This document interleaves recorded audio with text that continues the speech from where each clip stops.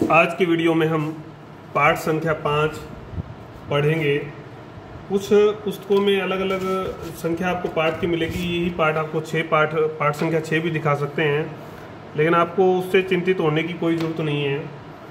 आप अपना जो सारा ध्यान है वो इस बात पर लगाएं कि पाठ का नाम क्या है और विषय क्या है।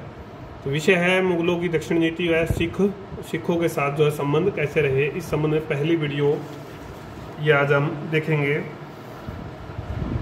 पहले आप देखो, सारी चीज़ें रिपीट बहुत चीज़ें होती हैं। मैं आपको पहले भी कहा, जो सिलेबस जिस प्रकार का है उसमें रिपीटिशन कई चीज़ों का होता है।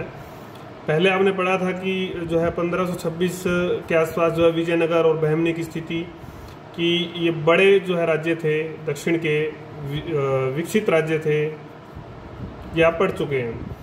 लेकिन स्थिति में परिवर्तन आया, 1526 के आसपास परिवर्तन आया। तो उस परिवर्तन में जो बहमनी जो राज्य था, जो इतना स्ट्रॉन्ग राज्य था, वो कमज़ोर पड़ गया था, 5 राज्यों में विभक्त हो गया था, मुस्लिम राज्यों में।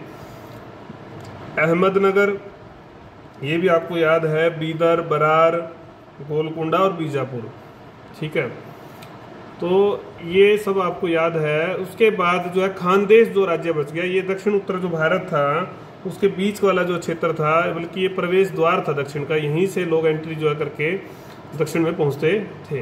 बाबर ने भी इस बारे में अपनी तुझके बाबरी नामक जो पुस्तक उसमें बताया है कि कैसे 2 बड़े राज्य थे। उसमें जो विजयनगर जो है विस्तृत राज्य था, हिंदू राज्य था। अकबर ने, अगर अकबर की बात करें तो इसने उत्तरी भारत को जो है कब्जा लिया था, ये हमने पढ़ा था 1591 तक। उसके बाद जो है इसने विस्तारवादी नीति को स्थान दिया। अंतिम जो दिनों में, अंतिम जो वर्षों में इसने ध्यान जो है अपना दक्षिण की ओर दिया और काफ़ी सारा क्षेत्र जो है वहाँ जीता। शाहजहां ने विशेष जो है नीति अपनाकर इस क्षेत्र में काफ़ी क्षेत्र विस्तृत कर लिया था, अपना विस्तार जो है ज़्यादा कर लिया था। कई राज्य जो है उसने कर्द राज्य के रूप में बना लिए थे। आपको पता हो तो बीजापुर, गोलकुंडा ये कर देते थे, ऐसे क्षेत्र थे वहाँ के, गोलकुंडा और अहमदनगर ये कर देते थे। लेकिन औरंगजेब जो आया, सूबेदार भी बना और बाद में सम्राट भी बना।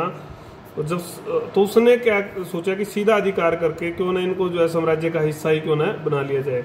इसके कारण से उसका संघर्ष जो है लंबा भी चला और उसके अंतिम दिन जो थे वो, बल्कि उसकी कब्र भी जो है वहीं बनी, ये हम सब पढ़ आए हैं। अगर हम शासक एक एक करके शासकों के अनुसार जो है इसका सारे को पढ़े मामले को, तो बाबर तो पता है आपको कि 1530 तक जो है 4 लड़ाइयों में, पानीपत की प्रथम लड़ाई से लेकर राणा सांगा तक जो लड़ाइयाँ, उसी में व्यस्त रहा, अपनी समस्याओं में ही उलझा रहा। कुल मिलाकर स्थापित ही नहीं कर पाया था राज्य को, तो दक्षिण की तरफ तो कैसे ध्यान वो देता। हुमायूं का आपको पता ही है, शेरशाह के साथ, हेमू के साथ जो झगड़ा रहा, तो उसकी जो सुरक्षा थी, उसकी जो सत्ता थी, वो स्वयं ही खतरे में थी, तो वो भी ध्यान कैसे देता। तो ये 2 जो है सम्राट को विशेष ध्यान नहीं दे पाए, आपको पता है। तीसरा जो सम्राट है अकबर, अकबर ने ध्यान दिया था, अभी हमने पढ़ा था 1591 के बाद, लेकिन उसने एक नीति का पालन किया। उसने दक्षिण के प्रति विशेष नीति अपनाई, कुछ क्षेत्र हथियाया भी। तो उसके जो कारण क्या थे, अगर हम कारणों की बात करेंगे तो लगभग जो आगे के जो सम्राट आएंगे उनके कारण एक जैसे रहे, एक जैसे जो है कारण रहे, चाहे वो शाहजहां हो चाहे औरंगजेब हो। तो इनके बारे में भी हम विस्तार से अभी इसमें ही देख लेंगे, ताकि आगे जब आएंगे कारण, अगर किसी एक व्यक्ति की, अगर आपको दक्षिण नीति के ऊपर 16 अंक का जो है क्वेश्चन लिखना पड़ जाए तो आप अच्छे से लिख सकें, उसके कारण भी बता सकें। इसलिए मैं ये कारणों को थोड़ा विस्तार दूंगा, आप इसको देखेंगे ध्यान से। सीमा की सुरक्षा, साम्राज्यवादी नीति, दक्षिण भारत की राजनीतिक स्थिति और इस्लाम का प्रसार, ये और धन की अपार इच्छा, ये लगभग कॉमन कारण थे। जो ये जो कारण बच गए, ये कारण अलग अलग समय में बदलते रहे। तो कॉमन कारणों की अगर हम बात करें तो सीमा सुरक्षा, अकबर ने जो है 1562 के आसपास जो है मालवा को जीत लिया था और उसके बाद उसने गुजरात को जीता। गुजरात कब जीत लिया उसने, तो जीतने के बाद जो उसकी सीमाएं थी वो खानदेश और अहमदनगर को लगती थी। तो इन दोनों को जीतकर वो इन राज्यों को जो है सुरक्षा दे सकता था। सुरक्षा देने के लिए, सीमाओं से सुरक्षित करने के लिए उसने जो है कब्जा करना, आक्रमण करना जो है आवश्यक समझा, इसलिए उसने दक्षिण अभियान शुरू किया।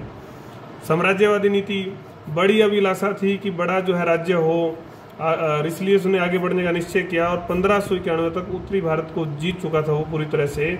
इसके बाद उसने दक्षिण नीति की ओर ध्यान दिया।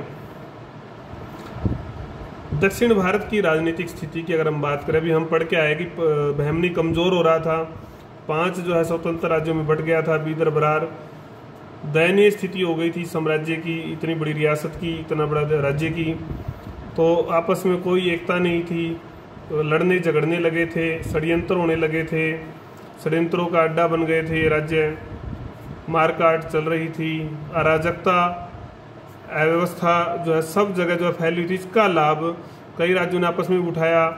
बरार बीदर में जो दुर्बलता आई, उस दुर्बलता का लाभ उठाकर क्रमशः अगर हम बात करें, अहमदनगर और बीजापुर, अहमदनगर ने बरार को जीता और बीजापुर ने जो है बीदर को जीत लिया था। तो इस सारे में अकबर को अपना लाभ ये दिखाई दिया कि अब ये कमज़ोर हो गए, लड़ रहे हैं, क्यों न इस चीज़ का फ़ायदा उठाया जाए और इस क्षेत्र को कब्जा लिया जाए। तो ऐसा ही उसने निर्णय लिया और उसके अनुरूप काम भी किया। इस्लाम का प्रसार जरूरी था, कट्टर अनुयायी था सुन्नी धर्म का, लेकिन दक्षिण भारत में जो रियासतें थी, जितने भी शासक थे वो शिया मत से संबंध रखते थे और कट्टर लोग इनको पसंद नहीं करते थे। इसलिए उसने सोचा कि इन रियासतों को दबाकर इनके ऊपर कब्जा कर अपनी विजय पताका फहराई जाए और इस्लाम का प्रचार प्रसार को भी महत्व दिया जाए। ये कारण एक मुख्य कारणों में से था। उसके बाद पुर्तगाली दमन, यूरोपीय शक्ति जो उनमें से उसने जो है अपनी कोठियाँ, अपनी बस्तियाँ जो है गुजरात में, दमन में, दीव में प्रभाव क्षेत्र बढ़ाना शुरू कर दिया था।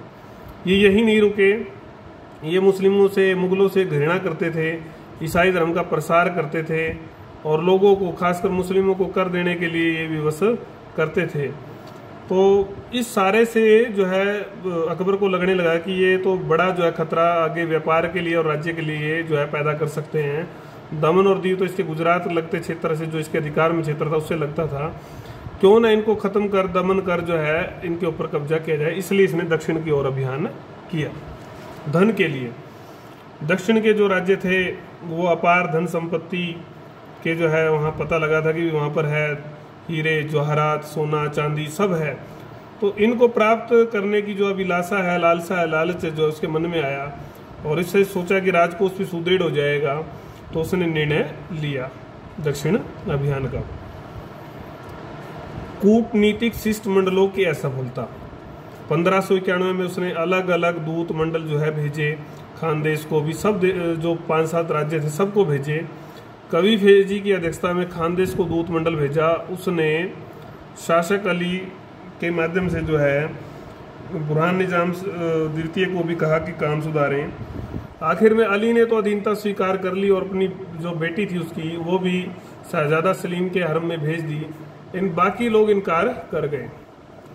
बाकी लोगों ने जब इनकार कर दिया तो उससे जो है अकबर को क्रोध आया और खासकर जो बुरहान निजाम शाह था वो तो विरोधी था मुगलों का। उसने ना तो उपहार दिया कोई सम्राट के लिए और न ही दूत का स्वागत किया, जबकि दूत का स्वागत करना कूटनीतिक दृष्टि से सबसे ज़्यादा जरूरी था। तो इस सारे से जो है परेशान हो जो है उसने निर्णय लिया कि दक्षिण अभियान तो करना ही पड़ेगा, इसकी तरफ तो ध्यान देना ही पड़ेगा। तो उसने ये काम किया। अब बात आती है कि वो नीति जो उसने कैसे कैसे जो है विकास कैसे हुआ, क्या क्या उसने काम किए, किन किन देशों पर उसने विजय पाई। तो हमने पढ़ा था कि उसने कैसे खानदेश को अधीनता स्वीकार करा दी थी, अहमदनगर पर कब्जा कर लिया था, फिर जो है बाद में अहमदनगर में जो खानदेश ने संधि तोड़ी तो उसके ऊपर पूर्ण विजय पाई। ये सब हम लेसन 3 की वीडियो संख्या 5 में पढ़ चुके हैं। अगर आपने सिलेबस पढ़ा होगा, रिवाइज किया हुआ, आप ये वीडियो देखें और इसमें देखें मैंने ये बताया खानदेश और अहमदनगर के बारे में, तो ये आप पढ़ चुके हैं। वहीं से रिवाइज आपको करना है कि कैसे कैसे इसने ये काम किया। कुल मिलाकर खानदेश और अहमदनगर पर उसने जो है अपना खानदेश पर तो पूर्ण नियंत्रण ही स्थापित हो गया था और अहमदनगर की बात करें तो वो अप्रत्यक्ष रूप से जो है इनके प्रभाव में था, कर देता था। वो स्पष्ट रूप से प्रभाव जमाने में सफल हुआ। कुल मिलाकर उसकी नीति सफल रही, लेकिन बाद में जो है वो आंतरिक समस्याओं में जो है उलझ गया था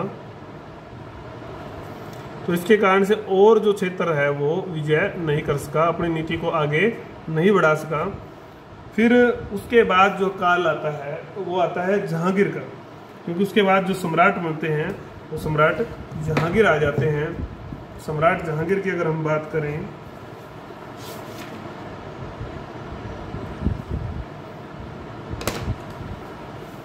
तो सम्राट जो जहांगीर थे 1605 में अकबर की मृत्यु होने के बाद 3 वर्षों तक तो वो ध्यान ही नहीं दे सके शासन के ऊपर कोई विशेष, और खासकर दक्षिण की तरफ तो देना ही कहाँ था। तो लेकिन उस समय तक जो है अहमदनगर की स्थितियों में परिवर्तन आ रहा था, चीज़ें बदल चुकी थी 3 साल में। एक असाधारण व्यक्ति जिसका नाम था मलिक अंबर, दक्षिण के प्रशासन में विशेष नाम है इनका।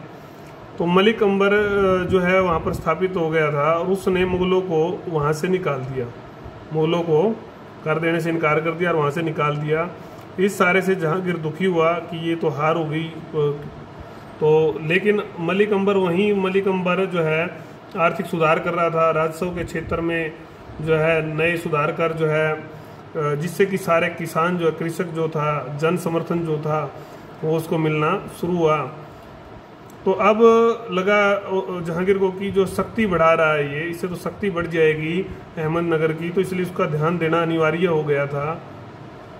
इस ध्यान देने के बाद उसने कई अभियान जो है भेजे कि किसी तरह से अहमदनगर को जो है कब्जा कर लिया जाए, लेकिन वो उनके अभियानों को कोई ज़्यादा सफलता नहीं मिली। उन अभियानों का वर्णन जो है हम अगली वीडियो में देखेंगे कि क्या शाहजहां ने नीति अपनाई और कैसे कैसे अभियान उसने किए। उसके बाद फिर जहांगीर के बाद जो है शाहजहां का स्थान आता है। औरंगजेब की नीति हम कुछ तो पढ़ आए हैं, कुछ और भी पढ़ लेंगे। दक्षिण नीति में मराठे विशेष रूप से थे, और फिर दक्षिण नीति के परिणाम। यहाँ पर आकर दक्षिण नीति का जो हमारा चैप्टर जो है क्लोज हो जाएगा।